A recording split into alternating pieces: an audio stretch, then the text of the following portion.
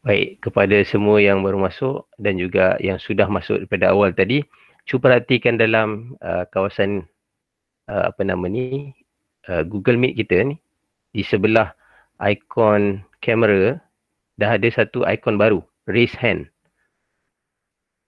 Jadi boleh kita tekan raise hand tu kalau kita nak tanya soalan waktu sedang berlangsung ataupun selepas berlangsung, supaya tak semua orang bercakap ataupun semua bertanya dalam satu masa lah. Ya. Mungkin boleh Ustaz Alif maknanya kalau sedang bercakap tu, kalau kita nak bertanya boleh Tapi saya tak nampak bila saya buka slide. Oh, okey, baik. Mungkin dengar je kot, mendengar notification tu. Mungkin boleh berhenti kot. Okey, dia akan keluar satu notification dekat bawah, dia tulis Muhammad Arif bertanya raise hand kan. Jadi siapa yang tekan raise hand tu, contoh Imran kan, tu dia keluar kan. Kalau selepas raise hand dah bercakap tu, tutup apa dia panggil dia tekan kat sana low hand, low hand. Jadi maknanya bila dah low hand tu dah turun lah, dah boleh bercakap lah. Okey, baik. Jadi saya pun tak membolehkan masa menyerahkan majlis kita bahagian pertama, siri yang pertama kepada Ustaz Alif. Persilakan. Bismillahirrahmanirrahim. Alhamdulillahirabbil alamin. Wassalatu wassalamu ala asyrafil anbiya'i wal mursalin wa ala alihi wa sahbihi ajma'in. Rabbi shrah li sadri wa yassir li amri wahlul 'uqdatam min lisani yafqahu qawli, amma ba'd. Alhamdulillah. Pertama sekali terima kasih ucapkan kepada Tuan Moderator Cik Muhammad Suhail dan pihak penganjur Jejak Petang Bunuh Dunia GPTD serta rakan-rakan yang menyertai sekali dalam sesi pembacaan kita. Jadi insya-Allah lah, ini merupakan salah satu usaha kecil lah kita nak membaca. Saya bukan bermakna kita akan membahas secara kajian ilmiah dan sebagainya, tak. Kita hanya sekadar untuk membaca dan kita menghayati, mengalami bagaimana seronoknya baca kitab sejarah berbahasa Arab, dan sebagaimana kita seronok mendengar ataupun membaca kitab-kitab berkaitan dengan fiqh, tasawuf, tauhid dan hadis. Begitulah. Kami di GPTD fokus kami ataupun niche kami adalah karya-karya yang berkaitan dengan sejarah dan tamadun Islam, khususnya bahasa Arab dan bahasa-bahasa yang lain, dan tidak dilupakan juga bahasa Melayu. Jadi insya-Allah hari ini kita dah masuk ke bahagian yang pertama. Bahagian pertama kita akan mulakan pembincangan berkenaan dengan 10 peristiwa ataupun kisah penting yang saya petik daripada keseluruhan kandungan kitab Al-Kamil fi Tarikh karya Imam Ibn Asir.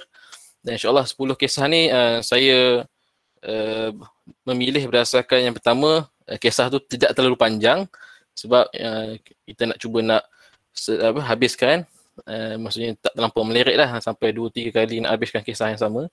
Dan yang kedua, saya pilih berdasarkan kisah tu penting ataupun benda yang signifikan dalam sejarah dan sejarah Islam. Jadi adapun kalau bacaan-bacaan yang lain ataupun kisah-kisah yang lain, mungkin kita boleh dapat baca di buku-buku, mungkin ada terjemahan dan sebagainya, kita boleh baca di situ. Dan yang penting kita nak merasai pengalaman macam mana kita membelik halaman per halaman daripada karya besar ini. Okey, insya-Allah.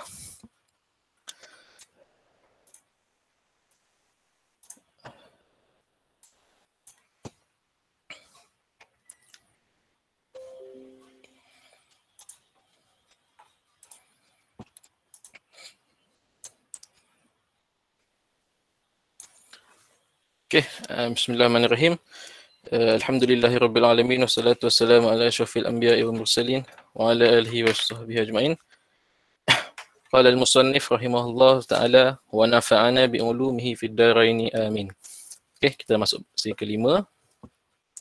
Jadi sebelum kita meneruskan pembacaan kepada peristiwa yang terpilih yang saya maksudkan tadi, suka untuk saya kongsikanlah sedikit berkenaan dengan apakah peristiwa-peristiwa yang dicatatkan oleh Imam Ibn Athir dalam kitabnya Al-Kamil, dan kita bermula daripada tahun pertama Hijrah dan seterusnya sampai sehingga tahun abad yang ke-6 Hijrah, 600 lebih, 628 kalau tak silap saya berdasarkan catatan tu.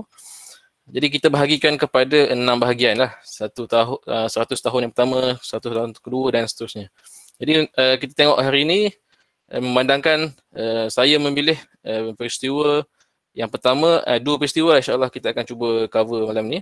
Yang pertama tentang sejarah permulaan penulisan Tarikh Al-Islam atau sejarah Islam, bilakah dia mula-mula ditulis, dan yang kedua peristiwa pada tahun ke-11 Hijrah, iaitu peristiwa gerakan ataupun fenomena ataupun situasi ataupun kita kata boleh kata fenomena lah, fenomena riddah ataupun murtad dalam kalangan bangsa Arab selepas kewafatan Nabi SAW.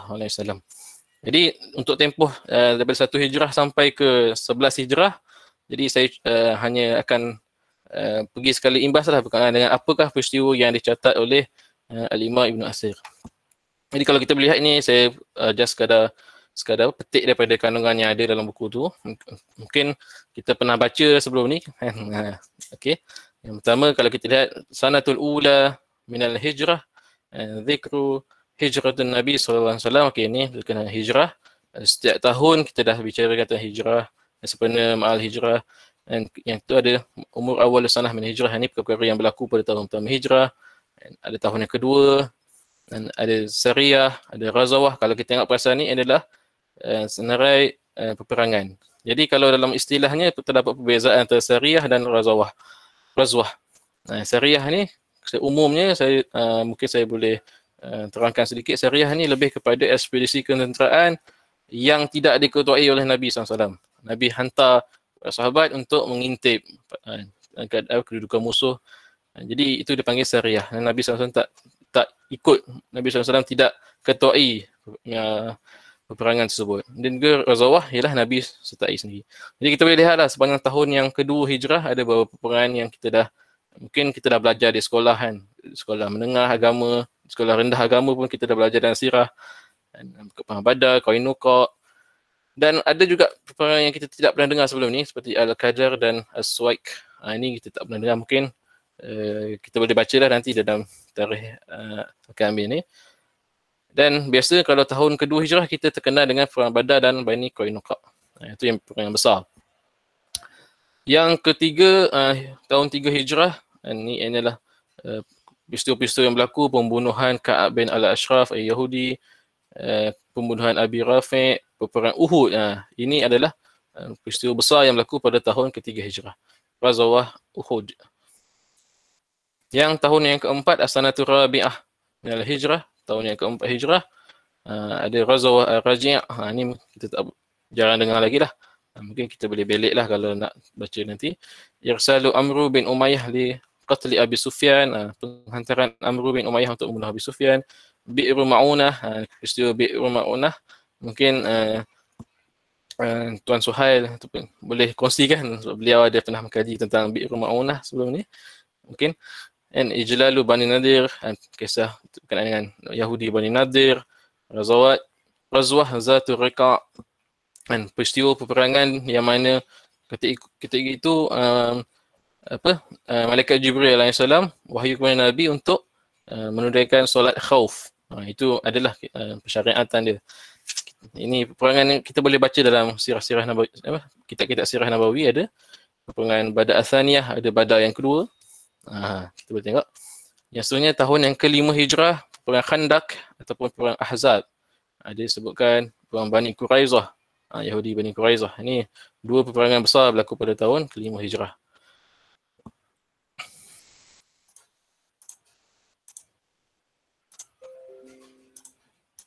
Okey, kita pergi lagi tahun ke-6 hijrah, peperangan Bani Lahyan. Ini kita belum tak biasa dengar lagi. Zikardin pun sama. Banyaklah peperangan yang kita tidak pernah diterangkan ataupun kita pun tak pernah jumpa lah dalam kitab sirah yang kita belajar dulu. Mungkin dalam kitab, sebab tu kita panggil kitab Ibn Asir ni satu kitab utama lah, yang macam-macam benda kita boleh tengok, yang mana yang tak biasa kita jumpa dalam kitab sebelum ni, mungkin kita boleh tengok. Okey, Bani Mustalaq, perangan Bani Mustalaq pada tahun ke-6 Hijrah ni terkenal dengan peristiwa Hadithul Ifki, peristiwa tentang fitnah ke atas Ummul Mukminin Sayyidatina Aisyah radhiyallahu anha.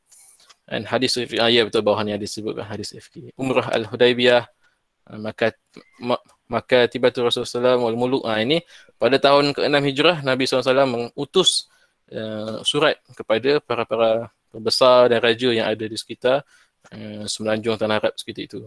Kat situlah kita tahu surat kepada Hercules, surat kepada Muqawqis, surat kepada Kisra, ketika itulah diutuskan.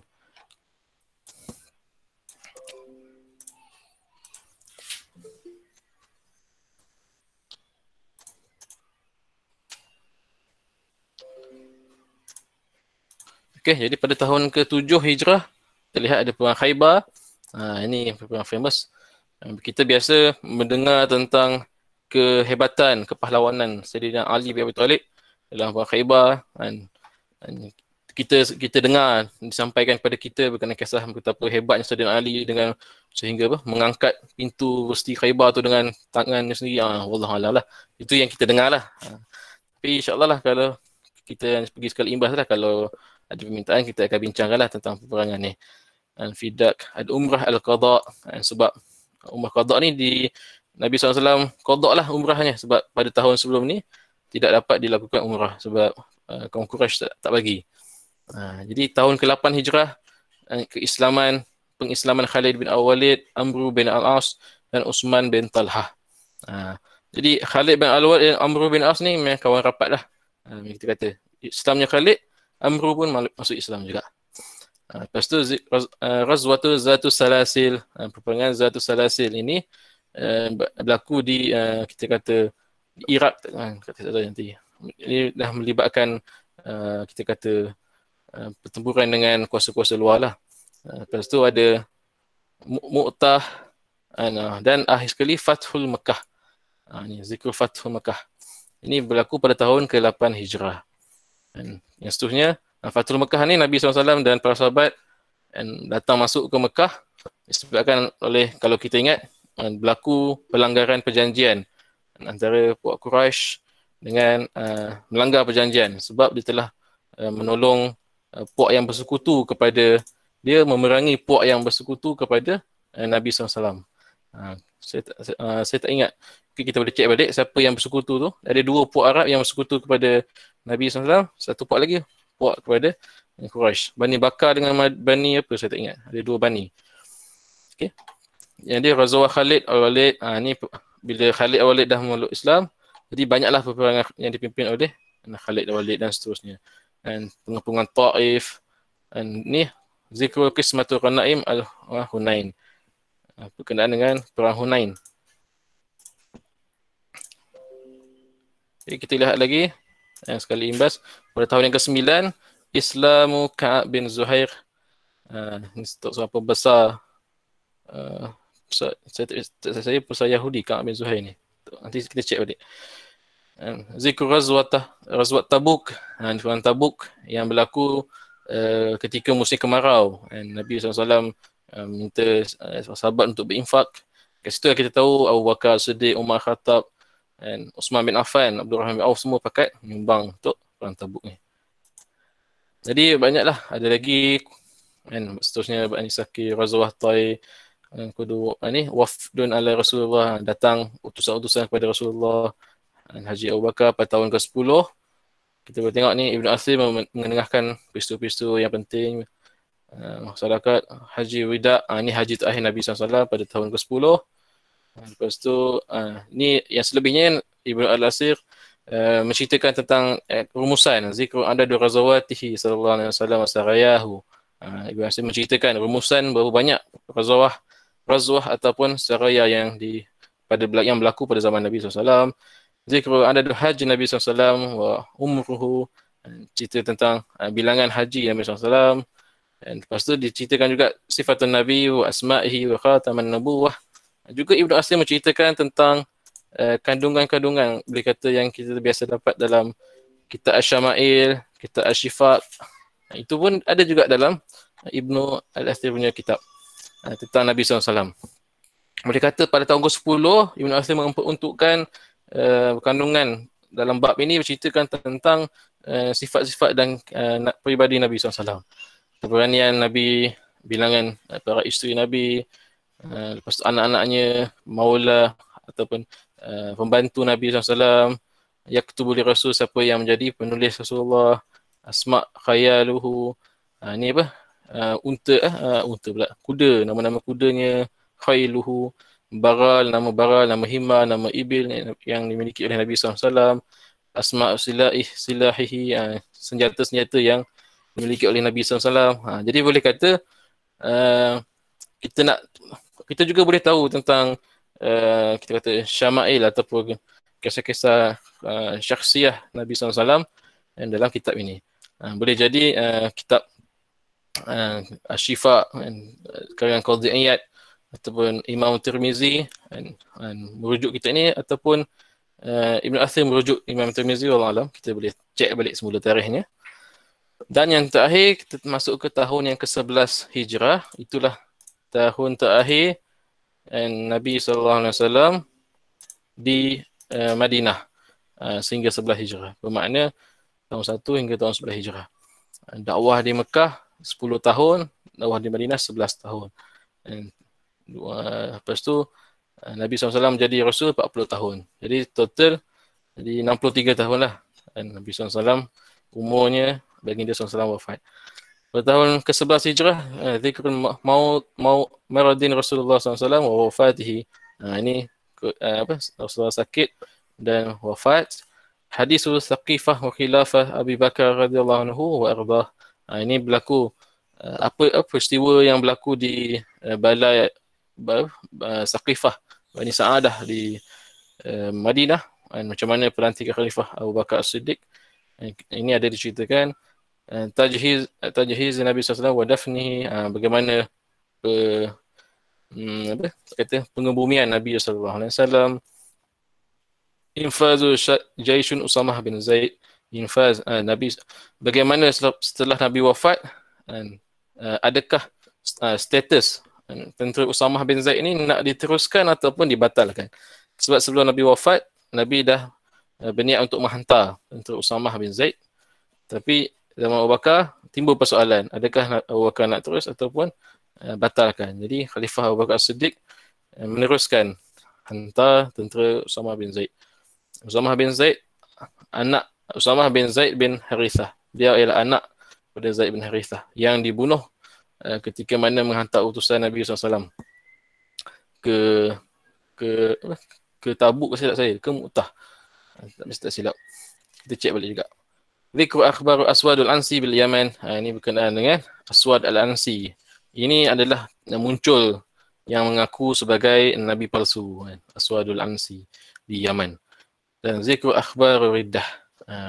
Jadi secara keseluruhannya hari ini kita akan tengok berkenaan dengan yang pertama tadi, bilakah sejarah Islam ditulis, dan saya akan pergi kepada zikru akhbar riddah. Berlaku, kita kata, konflik utama yang berlaku pada zaman Khalifah Abu Bakar Siddiq, sehingga menyebabkan beliau terpaksa mengambil tindakan drastik untuk membukukan Al-Quran, sebabkan ramainya syahid. Jadi itulah peristiwa yang dipilih hari ini. Jadi itulah sekadar macam sekali imbas berkenaan dengan apa yang berlaku sepanjang daripada tahun pertama Hijrah sampai ke tahun 11 Hijrah.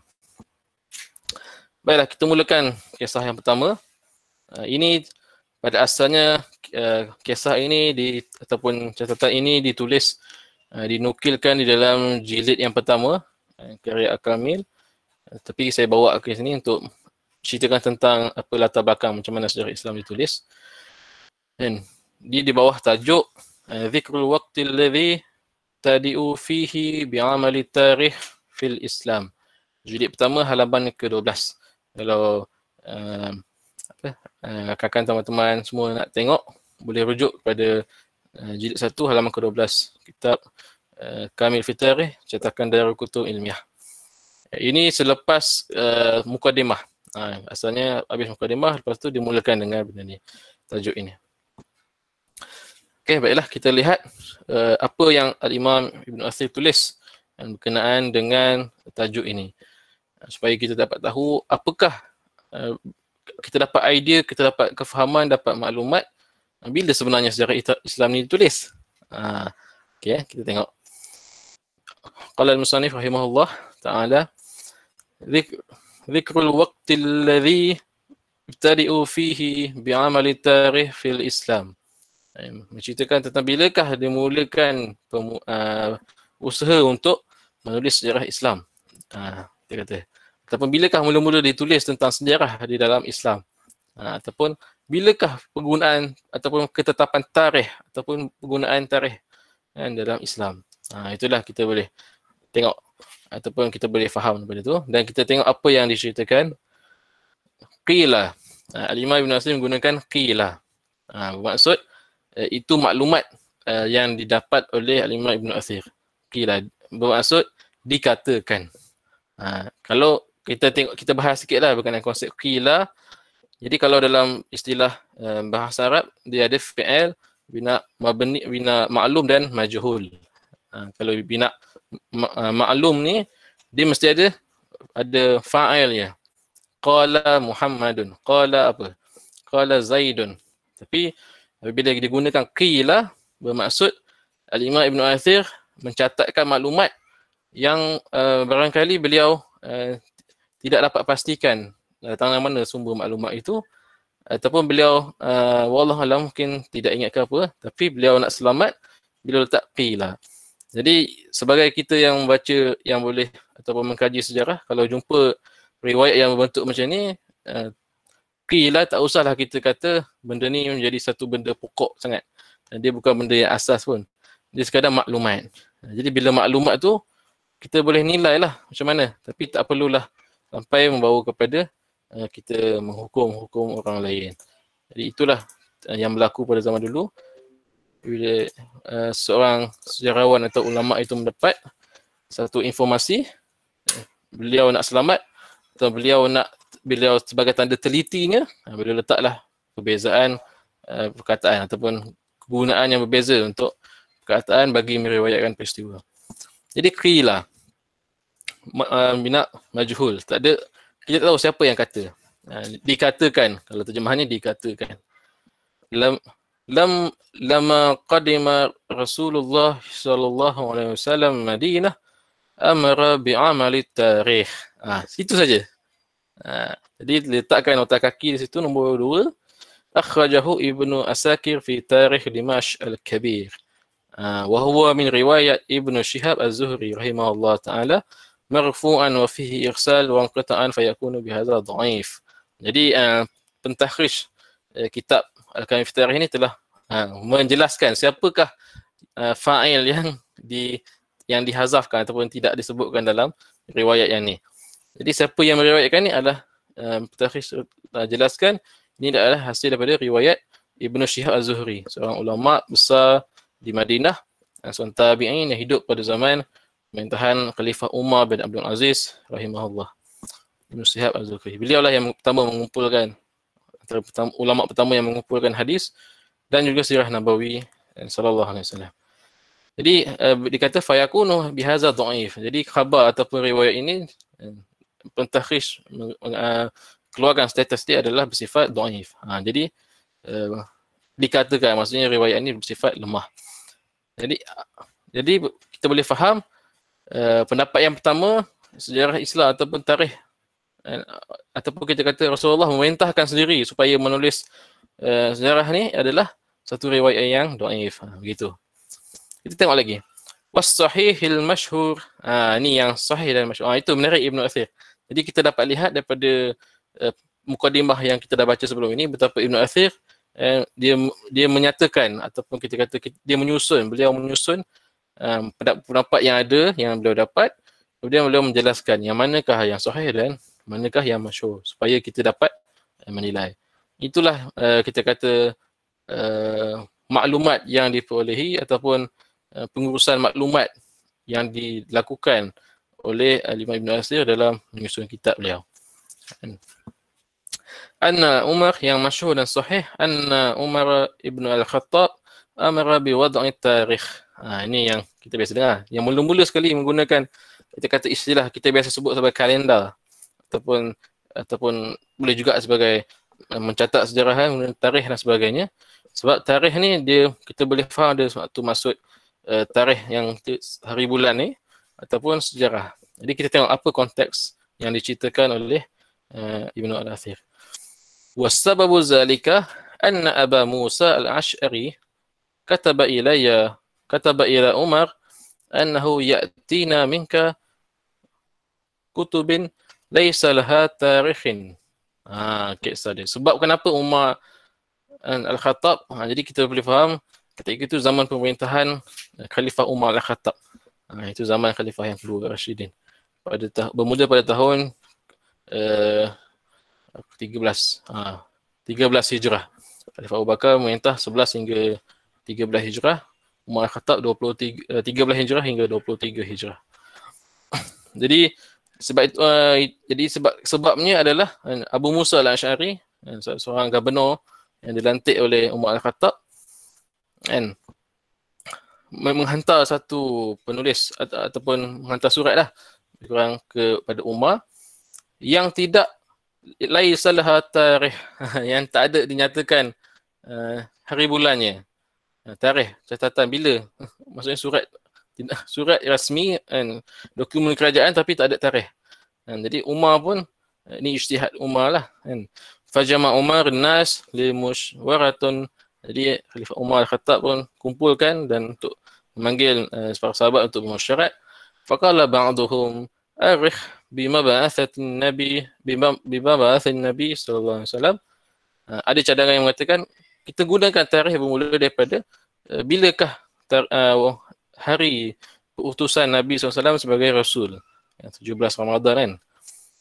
Nabi jadi Rasul. Waqala ba'duhum, ada sahabat yang lain berkata bimuhajarati Rasulullah. Bimuhajarati Rasulillah SAW. Kita gunalah dengan tarikh bila Nabi mula hijrah. Faqala Umar, kata Umar, bal nu'arikh bimuhajarati Rasulillah SAW. Kita gunalah, kita ambil keputusan, Umar kata, kita gunakan tarikh, kita mulakan tarikh kita adalah bersandar kepada bilakah Nabi SAW berhijrah.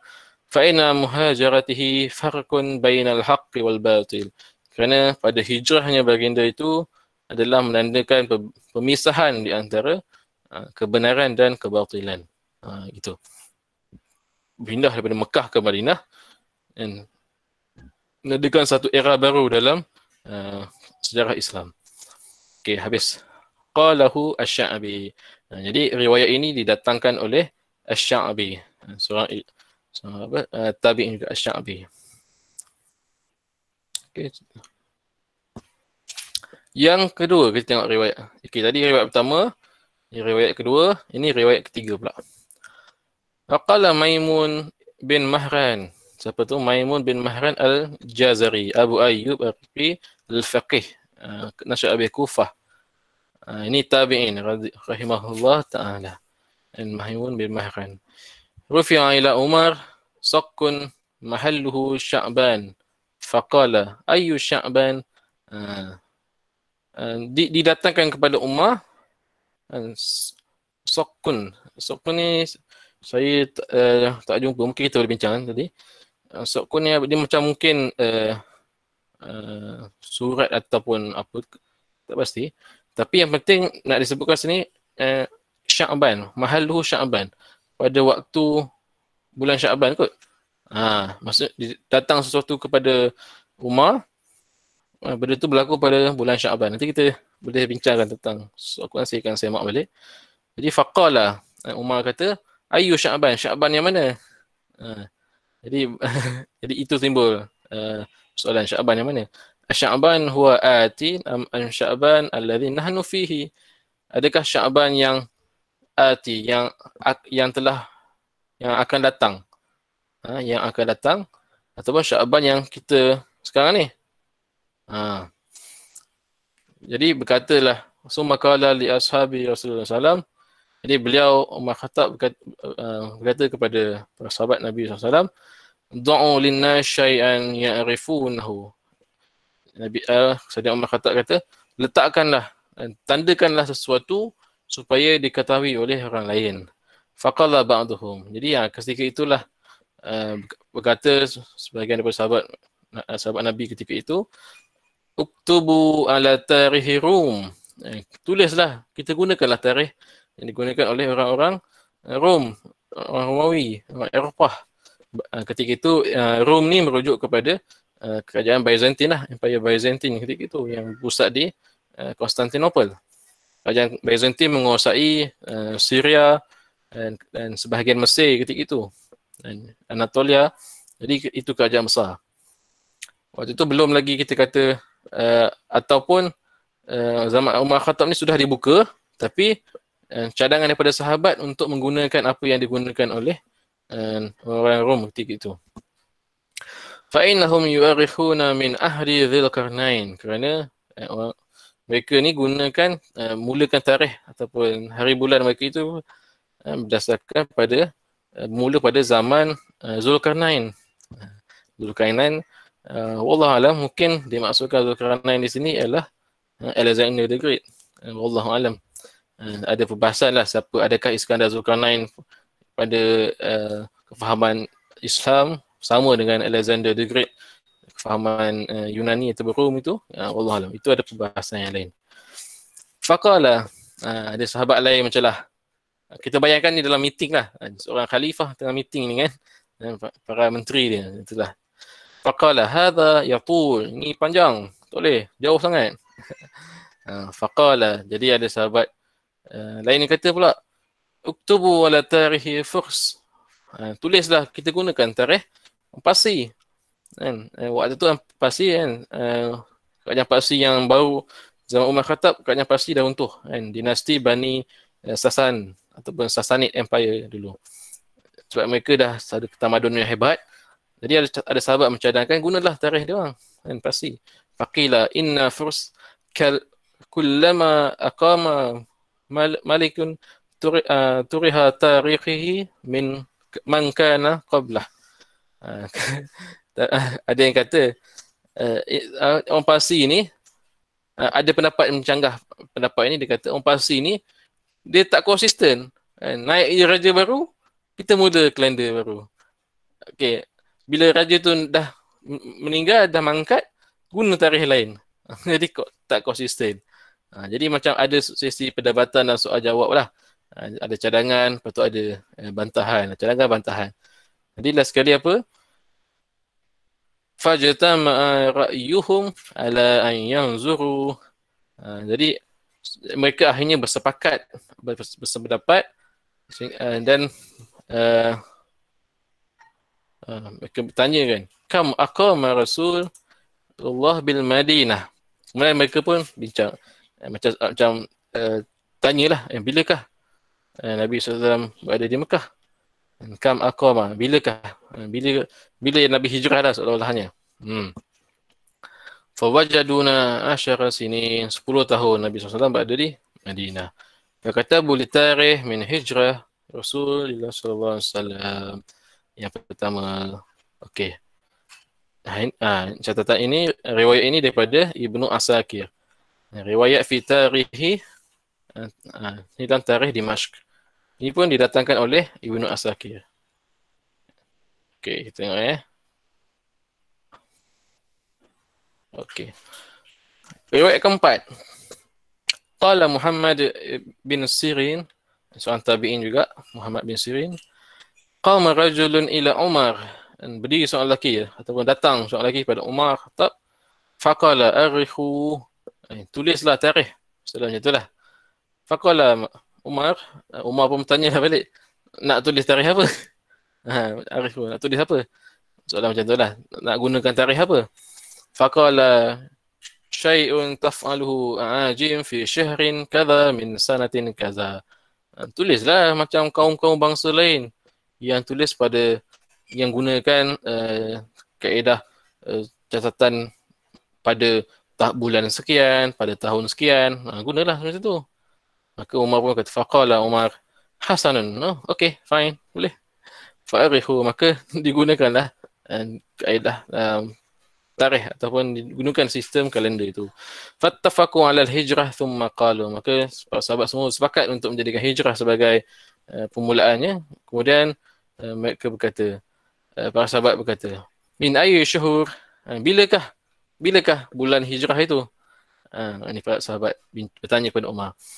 Faqalu min Ramadan. Ada sebagian sahabat berkatakan pada bulan Ramadan.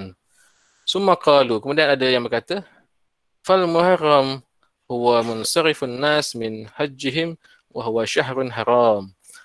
Ada pendapat yang kata mulakanlah pada bulan Muharram kerana itu adalah bulan di mana tak ada orang mengerjakan haji dan merupakan bulan haram, haram berperang, syahrun haram. Fajma'u alaihi, maka disepakatilah perkara itu. Wa qala Sa'id bin Musayyab. Okay, habis setakat itu.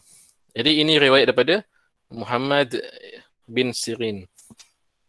Wa qala Sa'id bin Musayyab jama'a Umar an-nas faqala min ayyi yawmin naktubu at-tarikh. Riwayat Sa'id bin Musayyab kata lagi, bilakah hari yang kita nak gunakan? Bila hari kita nak mulakan?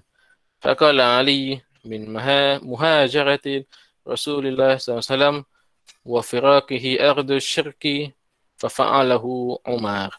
Jadi Ali radhiyallahu anhu kata, kita gunakan hari di mana Rasulullah mula meninggalkan Mekah ketika. Ardu syirki maksudnya merujuk kepada bumi Mekah ketika itu yang masih belum menerima Islam.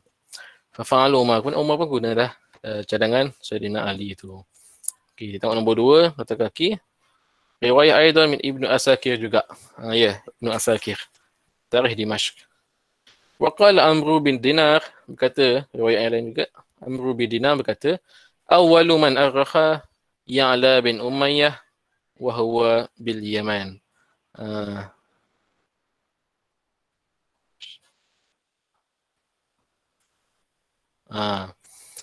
Jadi dicatatkan juga Amr bin Dinar kata yang mula-mula sahabat yang mula-mula menulis atau menggunakan sistem tarikh ini adalah Ya'la bin Umayyah. Sekitar nombor 3, Ya'la bin Umayyah bin Abi Ubaidah bin Hamam bin Al-Harith bin Bakr Abu Khalid Makir Khalif bin Quraisy Syahidat Taif Hunain Tabuk ma'an Nabi SAW. Beliau telah memeluk Islam, sahabat Nabi lah, menyertai perang Taif, Hunain, Tabuk bersama Nabi. Wa kana amilun Umar bin Khattab ala Najran. Beliau menjadi gubernur. Ini saya kata kalau dalam minggu lepas kita bincang tentang gubernur. Tuan Suhail ada cerita, ada tanya tentang istilah penggunaan gubernur itu kan? Ya, amil tu maksudnya gubernur lah. Gubernur Umar Khattab di Najran. Najran ni dia bahagian selatan Arab Saudi. Boleh tengok arti peta Najran. Wa mata sanatu ba'dan wa arba'in. Bid'un arba'in. Beberapa tahun, 40 tahun lebih beliau meninggal dunia. Jadi yang mula-mula mencatat sejarah dalam Islam ataupun yang mula-mula menulis, ada riwayat mengatakan Ya'la bin Umayyah. Itu di Yaman. Huwa bil Yaman. Jadi ketika itu dia berada di Yaman. Yalah. Di kawasan Yaman, Najran ni berada di selatan ke Yaman. Jadi ada banyaklah riwayat kita boleh tengok tadi berkenaan dengan bilakah sistem ataupun kalender itu dimulakan. Jadi saya rasa macam ni pun dah banyak sebenarnya. Kita apa? Okay, sebagai rumusannya kita dapat lihat bahawa yang dimaksudkan dengan tarikh ini walaupun kita panggil dia tarikh ni sejarah, tapi dalam konteks perbincangan ataupun yang riwayat yang Ibnu Al-Athir ceritakan ini adalah penggunaan konsep tarikh ataupun kalender hijrah. Dan bagaimana Khalifah Umar Al-Khattab mengambil ijtihad untuk membuat pembaharuan dalam sistem kalender Islam. Jadi dia mempengaruhi segala aspek pentadbiran pada zaman beliau. Antaranya menggunakan inilah kalender hijrah yang disepakati akhirnya pada Muharram dan pada hari di mana Nabi keluar berhijrah. Jadi kita cek baliklah bila hari apa, Isnin, Selasa, Rabu tu kita ceklah balik dalam kalender bilakah hari Nabi SAW keluar berhijrah. Okey. Jadi kita juga dapat tahu daripada riwayat ini bagaimana proses itu berlangsung. Jadi kita sambut ma'al hijrah tu adalah sandaran dia kan. Kita sambut ma'al hijrah macam mana para sahabat dulu mengambil ijtihad untuk menetapkan satu tarikh yang tidak ada pada zaman Nabi SAW. Zaman Nabi SAW sistem ni tak ada lagi, sistem kalender Islam. Lalu kemudian datang zaman Khulafa'i Rasyidin gunakan sistem kalender hijrah ini dan menggunakan bilangan ataupun takwim bulan untuk membezakan antara yang Romawi yang gunakan matahari, Georgian dengan hijrah guna bulan. Jadi kita juga dapat lihat kenapa dia gunakan kalender bulan, sebab dia berkait dengan ibadah kita, ibadah rukun iman, rukun Islam, puasa melibatkan hilal dan juga bulan-bulan hisab Islam, waktu-waktu menunaikan haji dan umrah dan sebagainya, dia menggunakan kalender Islam ataupun bulan-bulan Islam. Jadi bulan-bulan Islam itu dihitung berdasarkan peredaran bulan. Begitulah sedikit berkenaan dengan bilakah digunakan tarikh. Jadi akhirnya apabila adanya tarikh, adalah catatan. Daripada situlah Imam Ibn Athir ataupun sejarawan yang muncul selepas zaman Khulafa'i Rasyidin, mereka menggunakan pendekatan menyusun ikut tarikh. Terima kasih atas sumbangan idea Khalifah Umar Khattab supaya kita boleh tahu macam mana perjalanan sejarah Islam bermula pada zaman Nabi SAW sehingga sekarang. Adapun sebelum hijrah, biasanya dalam sejarah Islam diletak tahun pertama kenabian, tahun kedua kenabian, tahun ketiga kenabian. Itu penggunaan konsep tahun kenabian tu merujuk kepada zaman ataupun waktu ketika Nabi SAW sebelum berhijrah. Bermaksud tahun kenabian pada umur, tahun pertama kenabian pada usia Nabi SAW 40 tahun menerima wahyu, kemudian dihitunglah sehinggalah hijrah Nabi SAW. Begitu sebelum hijrah. Okey, dah selesai untuk ini. Boleh saya tanya moderator, boleh ke nak setakat ini ataupun macam mana? Tuan Suhail, macam mana? Rasa boleh teruskan. Boleh. Boleh Okey, itu saja untuk yang kisah yang pertama. Jadi kita sambung insya-Allah kisah yang kedua yang saya pilih ialah berkenaan Zikru Akhbaru Riddah pada tahun ke-11 Hijrah, ataupun dia menceritakan tentang perkhabaran tentang fenomena permurtadan. Saya pun boleh susun balik kat ayat ni. Senang cerita, kisah berkenaan dengan murtad. Fenomena murtad yang berlaku selepas kewafatan Nabi SAW. Ini ada dalam jilid yang kedua, halaman ke-205-206. Imam Ibn Athir mencatatkan dalam kitabnya Al-Kamil, Zikru Akhbar Riddah, Qala Abdullah bin Mas'ud, Laqad kumna ba'da Rasulillah SAW maqaman. Jadi Abdullah bin Mas'ud menceritakan, kami ini setelah mana Rasulullah SAW wafat, kadna lahluk fihi laula anna Allah manna alaina bi Abi Bakrin. Kami ini setelah kewafatan Nabi SAW seperti seolah-olah hampir musnah, hampir binasa. Sekiranya seandainya Allah tidak mengurniakan ataupun menjadikan atau mentakdirkan Abu Bakar As-Siddiq, Sayyidina Abu Bakar As-Siddiq sebagai khalifah ketika itu. Jadi Abdullah bin Mas'ud menceritakan macam mana betapa penting yang besarnya sumbangan khalifah Abu Bakar As-Siddiq. Ajma'na ala alla nuqatil ala ibnatun mukhadin wa ibnatun labun. Kerana Abu Bakar As-Siddiq telah menyatukan kami semua supaya tidak berlaku pembunuhan antara sesama kami ketika itu. Sebab inilah kisah murtad ni. Jadi wa an na'kula qura arabiyyah wa na'budullah hatta ya'tina yakin. Jadi kita boleh, kami disebabkan itu kami boleh hidup dan boleh beribadah kepada Allah Ta'ala dengan sebenar-benar ibadah. Fa'azamallahu li Abi Bakrin ala qitalihim. Jadi disebabkan itu Allah SWT telah kita kata apa? Mengilhamkan ataupun mentakdirkan Abu Bakar As-Siddiq ini untuk memerangi, menggambarkan suasana ketika itu. Ramai yang murtad. Jadi para sahabat semua jadi macam takutlah, bimbang. Macam mana orang Islam tiba-tiba murtad tiba-tiba kan, ramai.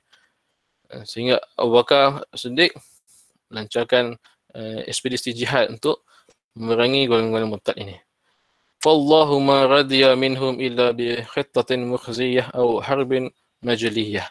Dan mereka demi Allah kata mereka ini tidak boleh dibanteras illa melainkan melalui khittatun makhziyah, melalui kaedah kita kata makhziyah. Maksudnya kita tengok apa masukkan makhziyah atau harbun majliyah ataupun peperangan. Jadi kita tengok apa yang dimaksudkan dengan khittatul makhziyah dengan harbun majliyah. Kita tengok. Fa amma al-khittatul makhziyah, jadi yang dimaksudkan dengan khittah makhziyah ni ialah fa an yuqirru bi anna man qutila minhu fihi an-nar wa man qutila minna fil jannah. Maksudnya peperangan lah. Peperangan.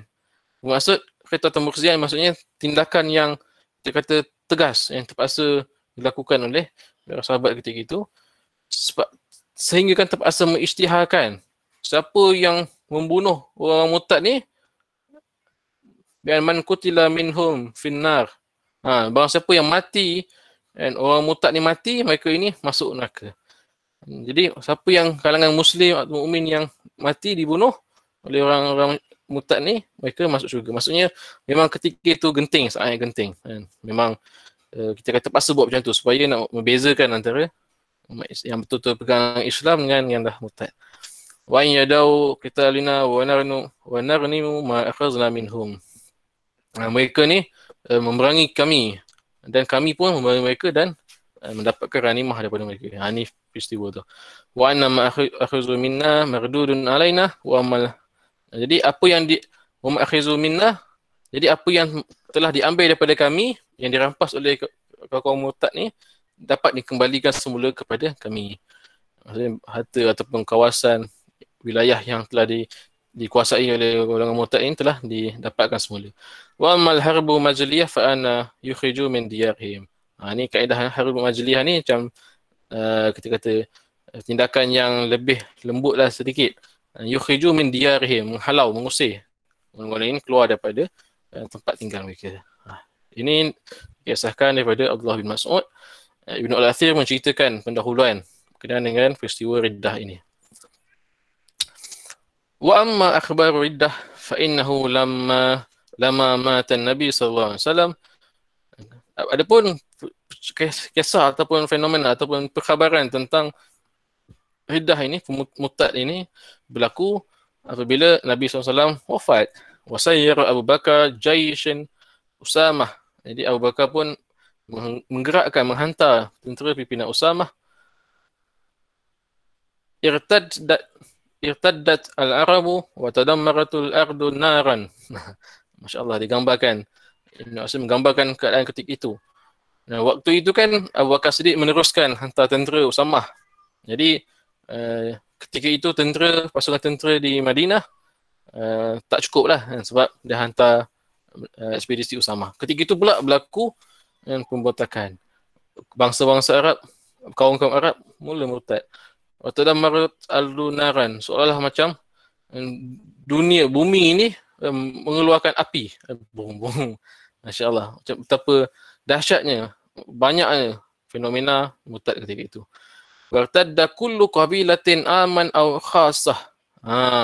Semua kabilah, Ibn Athir menceritakan, semua kabilah Arab ketika itu murtad, baik kabilah yang kita kata yang berpengaruh ataupun kabilah-kabilah yang biasa-biasa je, yang kabilah-kabilah terpencil. Illa Quraisyan wa Thaqifan, kecuali dua kabilah ini, Quraisy dan Thaqif. Kabilah Bani Thaqif dan Bani Quraisy. Inilah dua kabilah yang masih pegang Islam ketika itu. Mereka murtad. Wastaghlaza amran Musailamah. Kemudian Ibn Asim menceritakanlah siapakah tokoh-tokoh yang yang mengetahui orang murtad ni. Istaghlaza, maka melampau-lampau lah keadaan ataupun ulah maksudnya masalah yang dibuat oleh yang dibuat ataupun yang dipimpin, diketuai oleh Musailamatul Kazab yang kita kenal, dan Tulaihah Al-Asadi. Mereka ini kita kata ketua lah yang mula yang memimpin golongan murtad ini. Wajtama ala Tulaihah awamun tayyin. Jadi puak-puak yang join Tulaihah Al-Asadi ni ialah orang awam Ta'i, Bani Asad. Wartaddat Ghatafan. Bani Ghatafan pun murtad juga. Tabaan li Uyainah bin Hisnin.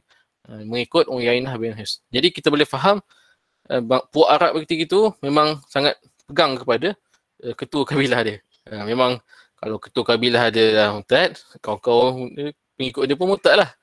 Itulah yang jadi ketika itu. Fa'innahu qala, mereka Uyainah bin Hisn kata, Nabiyun min halifainin, yakni Asadan wa Ghatafan, ahabbu ilaina. Dia kata, Masya Allah, kita baca pun takut. Uyainah kata, Nabi daripada dua puak ini, iaitu Asad dengan Ghatafan ini, adalah ahabbu ilaina min Nabi min Quraisy.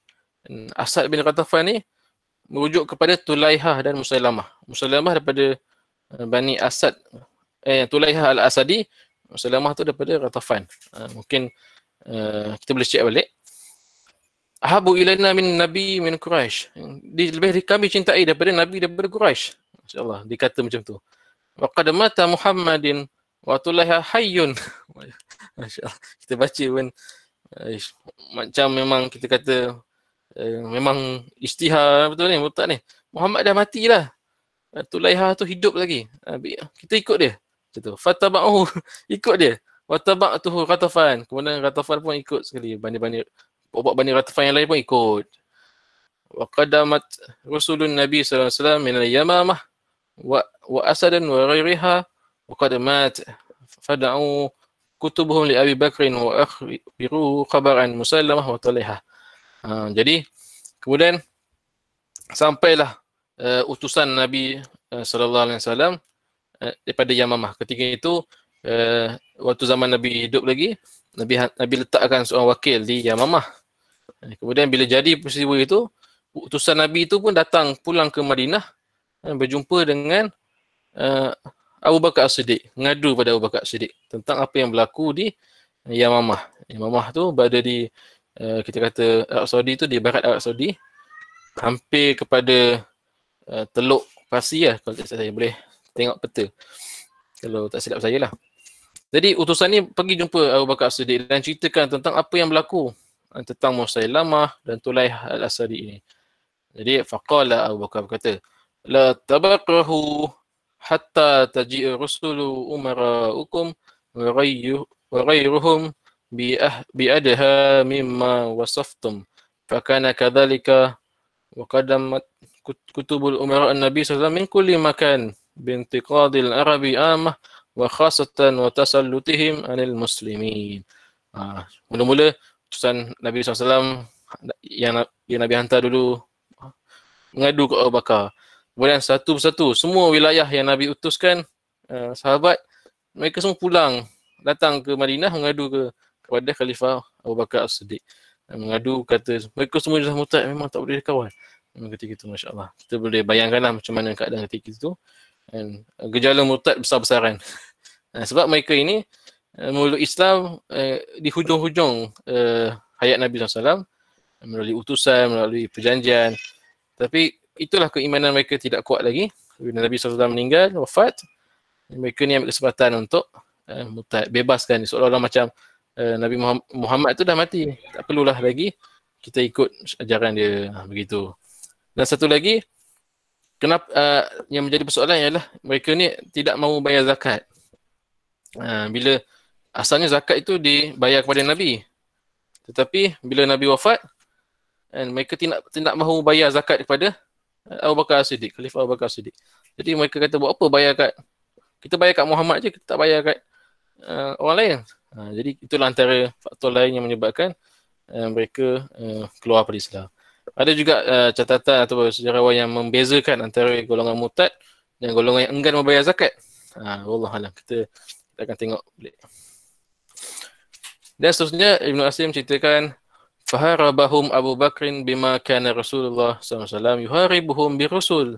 Jadi Abu Bakar pun, Khalifah Abu Bakar As-Siddiq memerangi mereka sebagaimana Rasulullah memerangi mereka melalui menghantar utusan-utusan tadi. Nabi SAW tak memerangi betul-betul.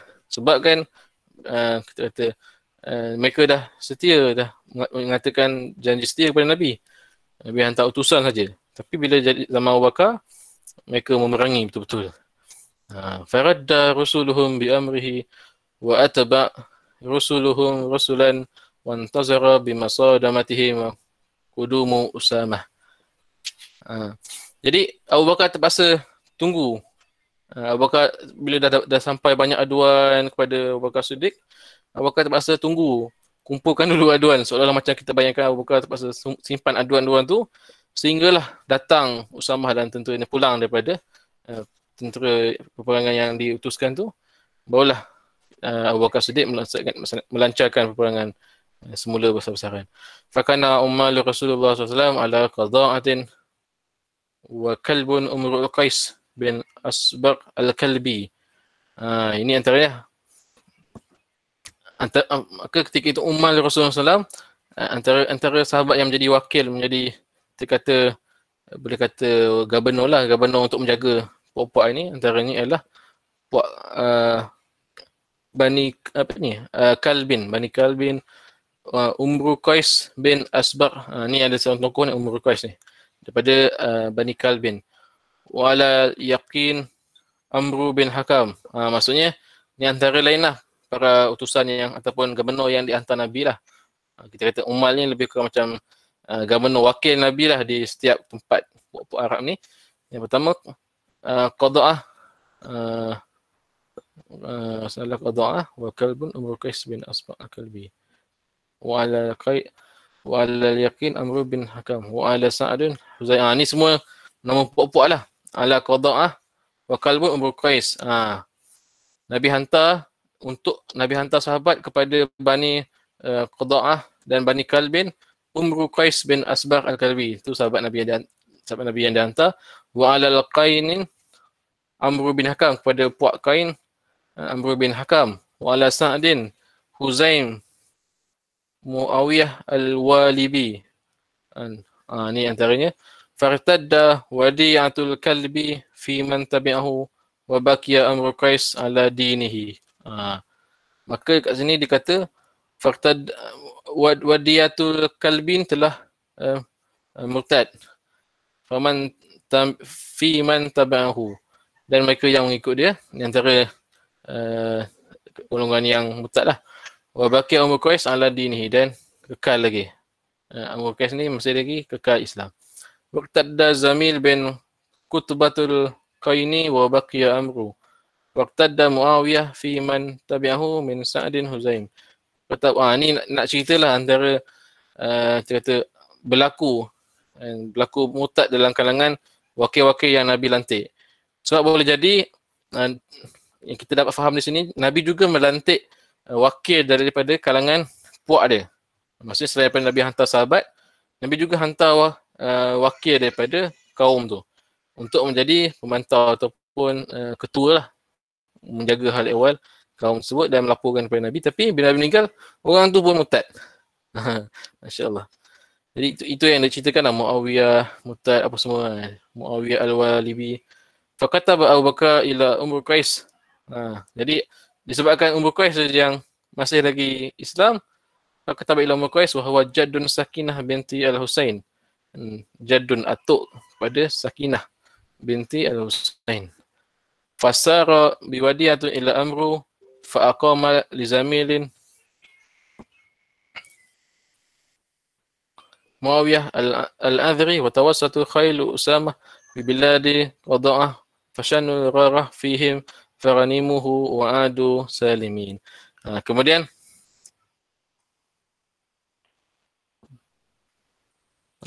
kemudian Khalifah Abu Bakar As-Siddiq mengutus tentera Usamah ke kawasan-kawasan tersebut untuk memadamkan gerakan-gerakan awal ataupun kita kata puak-puak yang telah memurtad ini.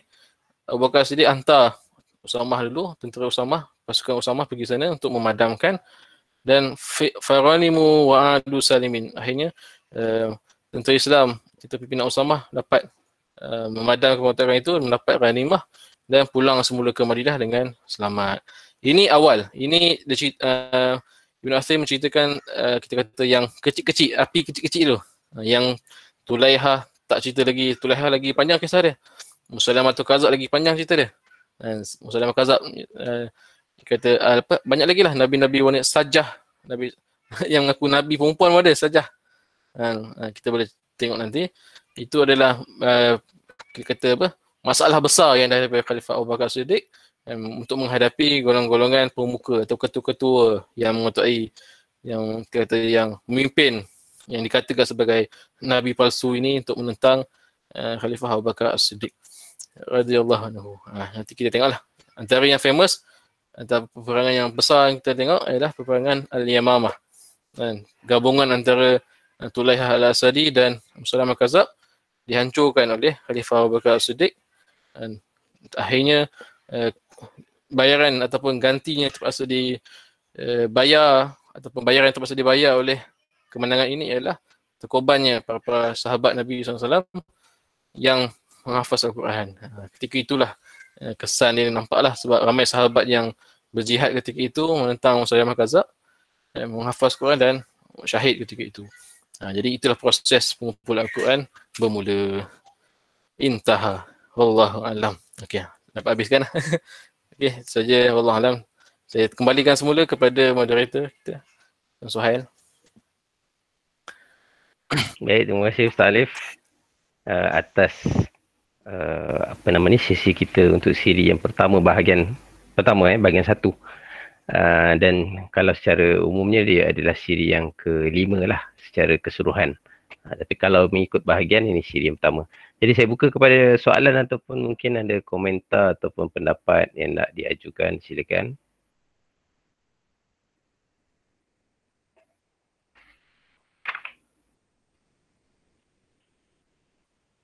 Boleh tu on mic je. Kalau nak tanya apa-apa ataupun nak berkongsi pandangan.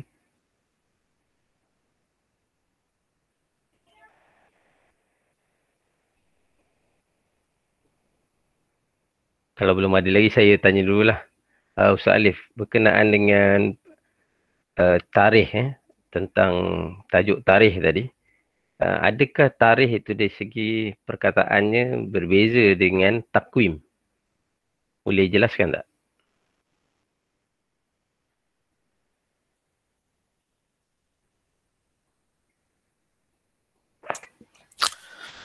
Bismillahirrahmanirrahim. Ini berdasarkan kefahaman saya lah. Saya kena cek balik dari segi perkataan asas bahasa Arab dia, takwim, qawwama, yuqawwimu takwim. Mungkin kita boleh cek balik dari segi sorof dia macam mana. Tapi secara asasnya kita boleh faham dia sama je. Tarikh dengan takwim, cuma itulah bila kata disebabkan sejarah itu dituliskan berdasarkan tarikh, dan takwim kita merujuk kepada macam kita lebih biasa digunakan dengan istilah macam kalender ataupun kita kata bilangan hari. Jadi mungkin itu yang membezakannya. Tapi pada asasnya kita boleh faham kedua-duanya bermaksud bilangan atau tanggal ataupun hari dan tahun. Jadi itulah saya pun kena cek balik. Asasnya kita boleh faham berdasarkan bahasa Arab lah, tarikh. Macam seperti kita tahu kalau dalam takrifan sejarah sendiri pun banyaklah. Ada yang kata syajaratun, ada yang kata tarikh. Kalau Islam lebih kepada tarikh sebab dia melibatkan kita kata mungkin dinamakan bersempena dengan riwayat yang Ibn Asir tulis tadi lah, tarikhan.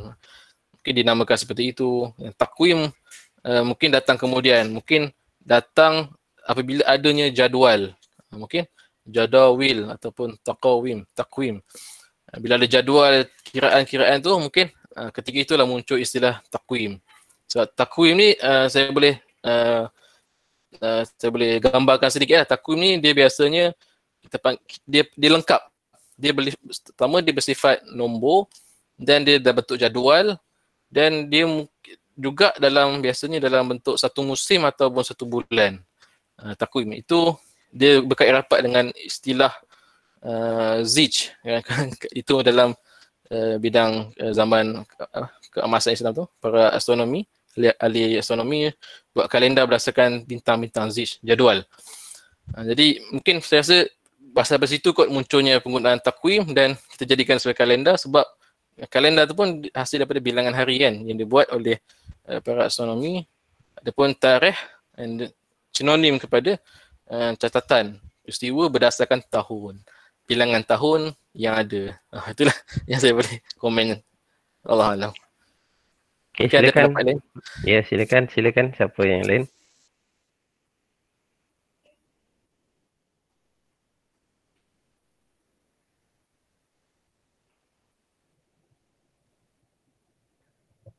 Bismillahirrahmanirrahim. Dengar ya?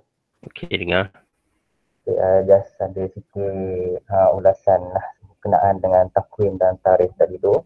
Dan dia ada lanjutan juga lah daripada yang diterangkan mengenai tarikh itu tadi ya.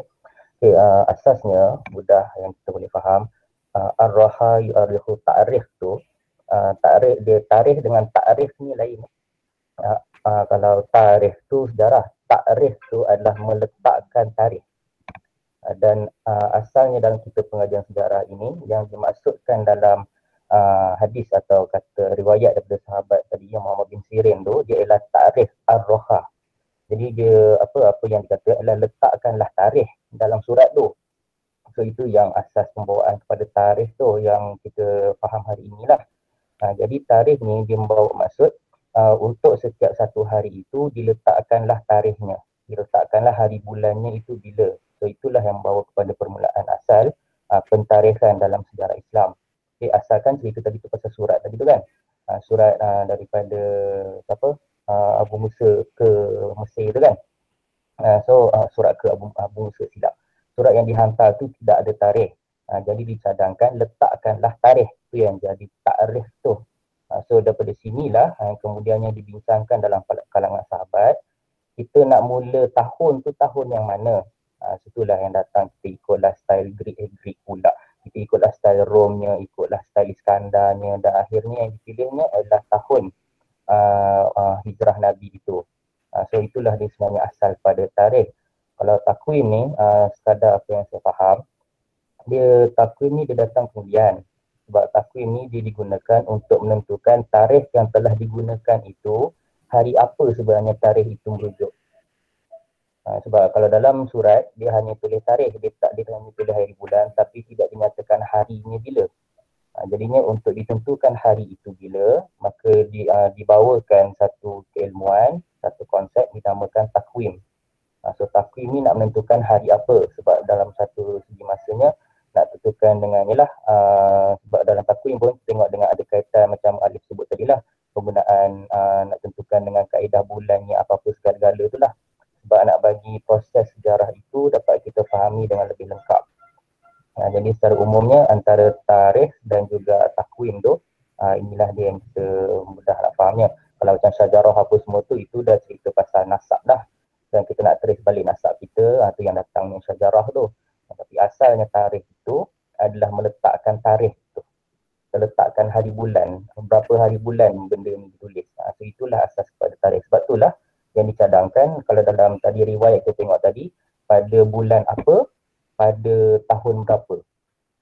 Sebab dia nak letak nombor tu. So itulah dia asas kepada pentarikhan lah dalam kita sejarah Islam. Okay, terima kasih. Baik, terima kasih Ustaz Fatin atas pencerahan. Saya teringat bila sebut pasal kalender ataupun takwim ni, saya pernah terbaca tentang takwim, antara takwim menarik Andalus yang menceritakan tentang musim ini sesuai tanam pokok apa. Dia ada dah kalender tahunan yang sudah pun dah tak ada dah. Dah tak ada dah. Tapi pernah terbaca kan. Okey, yang lain-lain mungkin ada soalan ataupun penambahan ataupun pendapat. Silakan. Mungkin mendengar kita dah bincang tentang tarikh, saya teringat satu benda yang saya belajar dulu. Rupanya kita ada 3 jenis tarikh ataupun 3 jenis kalender, takwim. Selain daripada yang Qamariyah, Syamsiah, satu lagi dinamakan sebagai tarikh Buruj, zodiak.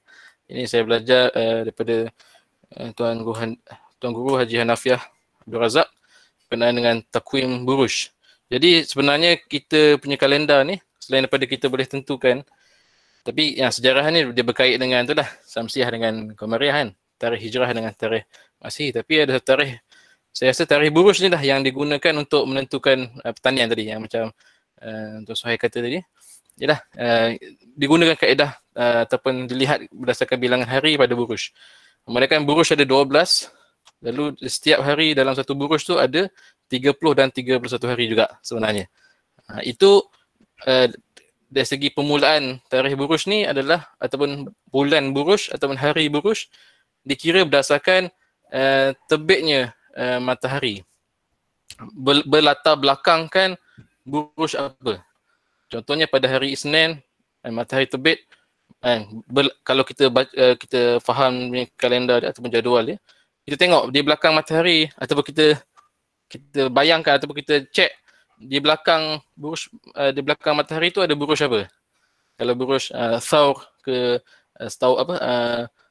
Jadi ke Sartan ke apa ke, jadi kita tahulah masuk hari pertama ataupun hari kedua, hari ketiga dalam bulan buruj pada tahun, dia lebih pada bulan lah, sebab dia itu yang menentukan pertanian dan sebagainya. Itu lebih kepada aplikasiannya lah. Itu sekadar tambahan berkenaan tarikh lah. Ada 3 jenis takwim lah, tarikh dan takwim.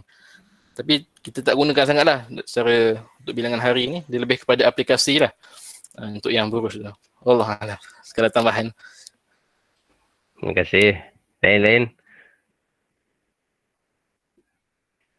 Jarang ni dengar suara-suara wanita ni, Wan Nur Amira, Nur Aina, Khairul.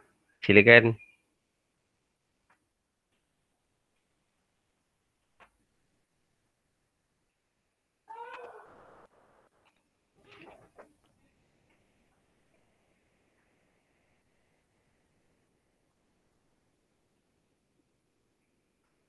Sementara mungkin kalau ada lagi, Ustaz Fatih nak bercakap ke?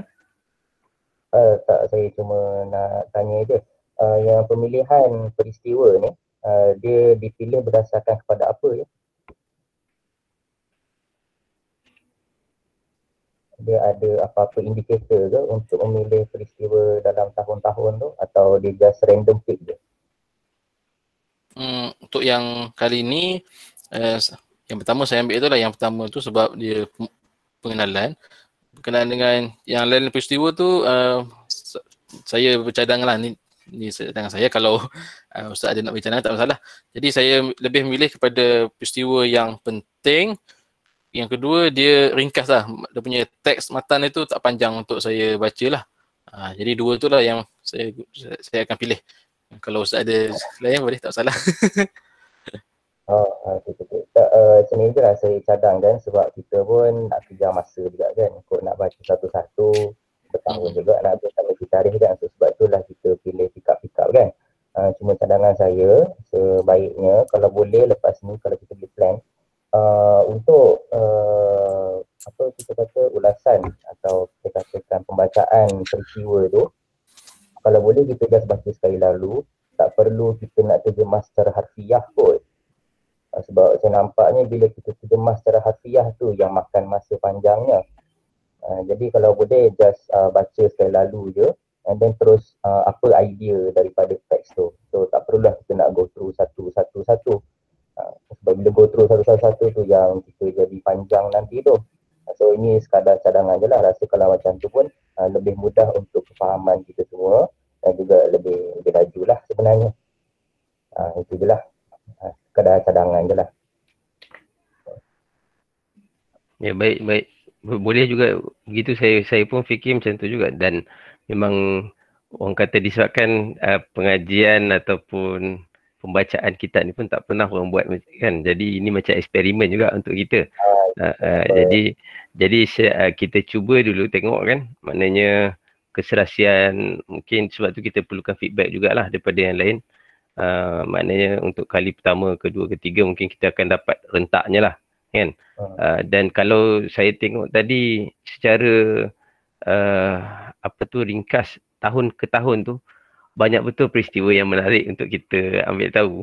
Tapi itulah kekangan masa yang saya fikir memang agak sukar untuk kita dapatkan semua apa yang diceritakan, maknanya yang menarik tadi tu. Tidak-tidaknya kita dapat, kalau macam hari ni dia adalah permulaan dan pengakhiran kurun yang pertama kan, dekad yang pertama kan. Jadi susah jugalah untuk kita memilih, tapi apa pun saya serahkan kepada Ustaz Alif lah untuk mencari apa yang terbaik. Tapi itulah, dari masa ke semasa kita cuba perbaikilah mana yang boleh. Dan saya pun setuju cadangan Ustaz Fatin tu, supaya kita baca secara sekali lalu kan, maknanya tanpa harfiah, mungkin akan dapat lebih laju sikit lah kan. Saya juga nak tertarik dengan satu lagi lah, sementara tak dengar lagi suara orang lain kan. Apa nama ni, peristiwa kedua tentang akhbarul riddah ni.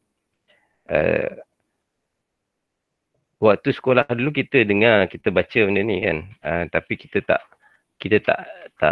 muncul dalam fikiran waktu sekolah tu, hanya nak jawab soalan.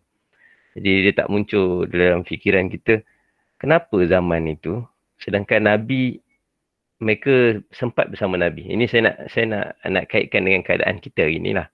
Kita jauh daripada Nabi 1400 tahun lebih kan, dah lebih dah. Dan ini tak betul-betul baru selepas Nabi wafat. Dan telah terjadi kejadian murtad sedahsyat itu. Maknanya bukan sikit, puak demi puak. Dan ia maknanya setidak-tidaknya mereka ni pernah bersama dengan Nabi. Kita ni tak bersama dengan Nabi, dan kita hanya mendengar cerita ataupun membaca, mendengar ceramah. Dan kebarangkalian untuk lebih mudahnya masyarakat hari ini murtad adalah lebih tinggi lah, kalau dikirakan dari segi itulah.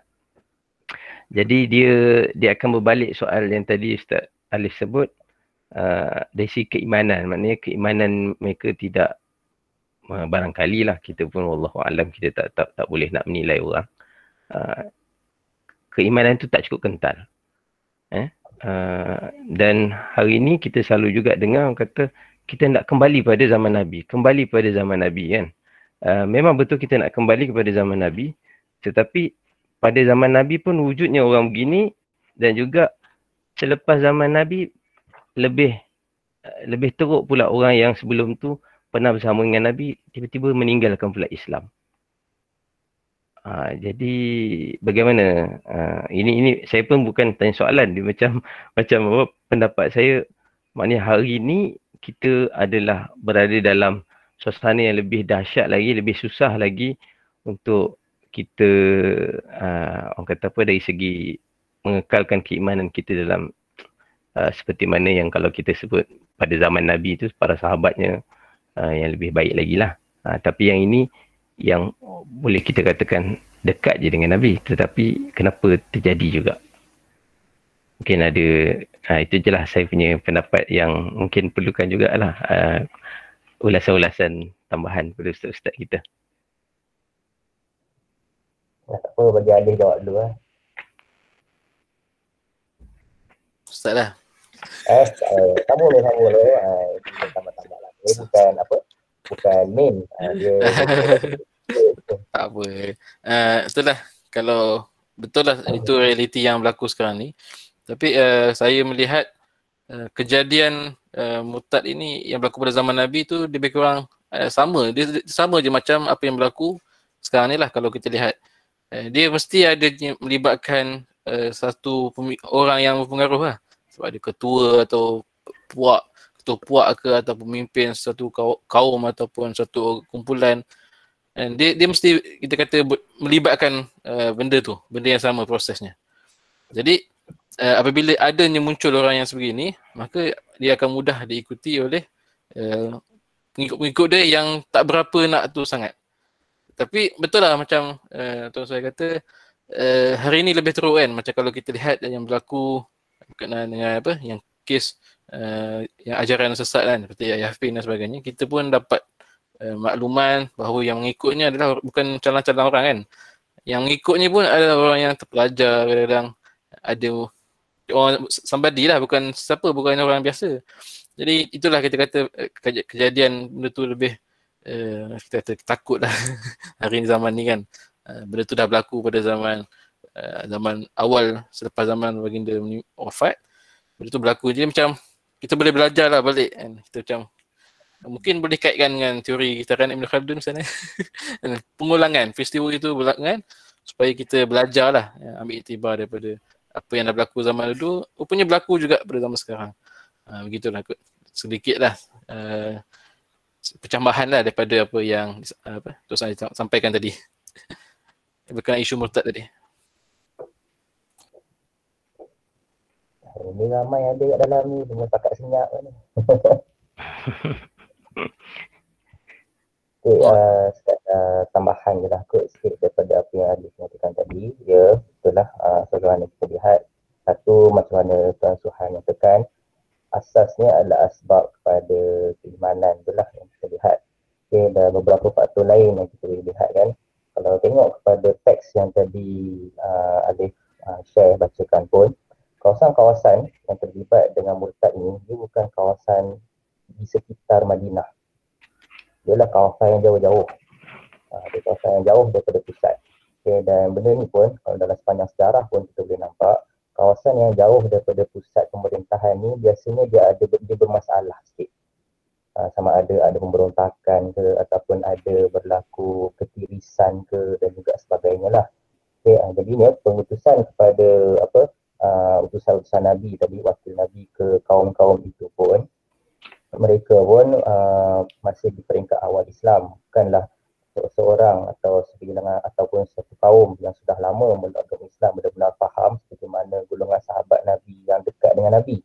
Okay, tapi diorang ni kita boleh kata tabaqat yang beza sikit lah, dia dah jauh sikit daripada Nabi walaupun sezaman, tapi Islam dan keilmuan yang disampaikan padanya adalah melalui wakil daripada Nabi, bukanlah direct daripada Nabi itu sendiri. Jadi inilah sebagai salah satu faktor lah yang kita boleh katakan membawa kepada perbezaan tahap. Kita bukan kita nak judge, tapi based on teks kat sini, perbezaan tahap keimanan yang wujud dalam kalangan, walaupun sahabat juga sebenarnya, tapi berbezalah masing-masingnya. Itu yang pertama lah, kita nampak sebab faktor geografi itu sendiri. Yalah, dulu bukan ada WhatsApp macam kita kan, senang nak WhatsApp video call macam sekarang pun boleh. Dulu tak ada. Kok nak tunggu surat tu pun berapa hari, berapa minggu, berapa bulan baru surat tu sampai. So, sukar kalau kita nak lihat pada zaman tu. Oh, selamat datang Ruslan. Okay, so yang keduanya, mungkin satu aspek yang kita boleh lihat juga adalah aspek perpecahan yang sudah berwujud lebih awal lagi. Okay, saya mengharapkan kalau boleh nak diulas juga yang Saqifah Bani Sa'idah tu. Sebab benda ni lah permulaan kepada perpecahan dalam kalangan umat Islam. Yang mana Muhajirin dan Ansar, Muhajirin tu pun pecah dua juga nanti lepas tu. Ada yang dengan Syiahnya, ada yang dengan ikut Abu Bakarnya. Dia asal daripada satu kita kata parti politik je lah, lebih kurang sebenarnya waktu tu. Tapi lama kelamaan dia membesar menjadi ideologi yang bawa kepada akidahnya dan juga sebagainya. So benda tu pun peringkat awal dah wujud, tapi dia tidaklah kritikal. So ni yang kedua, kita boleh nampak. So yang ketiga, faktor ekonomi lah, biasalah. Zakat kan, duit lah. Jadinya dia tak nak bayar tu, faham kot apa maksud dia sebenarnya. So itu ada tambahan je lah daripada faktor-faktor lain yang wujud. Kalau kita teks, teliti satu-satu teks tu adalah ceritanya, tapi kita nak go through satu-satu pun lama juga kan. So kita ambil go through secara umum je lah. Okay, itu saja. Okay. Baik, terima kasih Ustaz Alif dan Ustaz Fatin tentang perpecahan tadi tu menarik tu, tentang pecah umat Islam dari sudut politik dan membawa kepada akidah tu. Kalau mungkin akan datang kita boleh sentuh sikit tentang Saqifah Bani Sa'adah Itulah saya ingat nak baca tadi tapi bila saya check panjang. Panjang Mungkin kita dapat rumusan dia pun. Okey, boleh. Elok kita go through, kita tak payah buat harfiah. Kita ambil satu, okey, dalam perenggan ni dia cerita apa? Perenggan ni dia cerita apa? Perenggan ni dia cerita apa? Ataupun mungkin ada wording-wording yang mungkin dah sakit kepala sikit wording tu. Wording ni maksudnya ni. So bila siapa-siapa baca selepas tu pun mungkin dia faham lah. Keyword, perkataan utama, key point dia, keyword dia dekat mana dalam teks tu. Mungkin itulah. Kalau kita baca jurnal baca artikel dah tak ada baca satu kan. Kita go through lagi-lagi je kan biasanya. Macam tu lah kalau bolehnya. InsyaAllah, boleh Ustaz. Itulah, kalau macam tu bolehlah baca. Sebab tadi asalnya nak baca tapi ubah fikiran sebab tu. Okey, tak apa, boleh baca semula. Macam tadi tuan saya kata, kita masih di peringkat try and error kan. Kita tengah cari cara yang sesuai apa-apa. InsyaAllah. Okey. Baik, kita pun dah sampai 10.30. InsyaAllah kita bertemu lagi pada siri yang kedua, bahagian pertama ini. Meneruskan pada tahun 11 Hijrah sehingga tahun 20 Hijrah, insyaAllah. Jadi kita tangguhkan dengan tasbih kafarah suratul Asr. Roslan lama tak nampak. Sihat dah Roslan? Masya-Allah. Alhamdulillah sihat. Sorry sebab tadi saya tak sempat terlupa. Bermula. Kat mana tu? Duduk Kelantan ke?